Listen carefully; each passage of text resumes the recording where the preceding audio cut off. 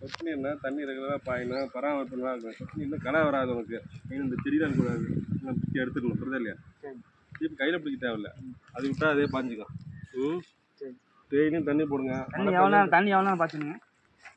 ஒரு 1/2 மணி நேரம் தண்ணி விடுங்க போதும். நம்ம கரண்ட் மோட்டார் கிடையாது உங்களுக்கு, டீசல் மோட்டார் தான். மெயின் களை இருக்காது உங்களுக்கு. மெயினாக தண்ணி மிச்சம், நேரம் மிச்சம். இப்போ அடுத்த வேலை பார்த்துட்டே இருக்கலாம். கேட்டவாள் திருப்பூர் வேலை தான், வேலையிலே தேவையில்லை, நீங்களே பார்த்துக்கலாம். உரம் கொடுக்கறது சொட்டு நீரில் கொடுத்துக்கலாம். சரிங்களா? இந்த புல்லு மாதிரிலாம் வச்சுக்கூடாது. சொட்டு நீர்லேயே உரம் கொடுத்துடலாங்களா? அங்கேயே உரம் கொடுத்துக்கலாம். அது எப்படி வெஞ்சி இருக்குது, வெஞ்சி செடப் வச்சோம்னா அதுலேயே வந்து உரத்தை கொடுத்துடலாம். நம்ம யூரியெல்லாம் கொடுத்தீங்கன்னா நல்லா வந்துடும். களை இருக்காது, மழை பெஞ்சு களை வராது. இந்த செடி நம்ம களை இருக்கு பாரு, மாமரத்துலாம் இந்த கவாத் பண்ணுறதெல்லாம் இருக்குது. அதெல்லாம் வந்து ஆள் விட்டு கவாத் பண்ணுறது மாதிரி அந்த செடிலாம் இருக்குன்னா கவாத் பண்ணிங்கன்னா சின்னதாக வந்துடும். மெயின் அதான். இந்த கலர்லாம் பார்த்துங்க மெயினாக. சரிங்க. காய்ப்பான்னு வச்சுருக்கீங்க, 3 வருஷம் ஆகணும்ல, உடனே அப்படி காய்க்கும்.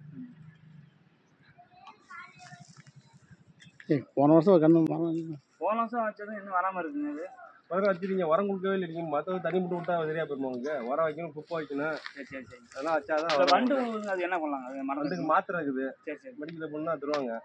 இயற்கையாக ஒன்றுனா வேப்பம் இருக்குல்ல, அதை வேப்பம் கொட்டை போட்டு போட்டிங்கன்னா அதான் இருக்கும். இயற்கையாக செஞ்சிங்கன்னா பிரச்சனை இல்லை. செயற்கை வச்சிங்கன்னா லேட் ஆகும். செயற்கையாக வந்து இப்போ கன்று வைக்கும்போது நீங்கள் வேப்பம் அதை போட்டுருக்கணும். சரிங்க, ரொம்ப நன்றிங்க.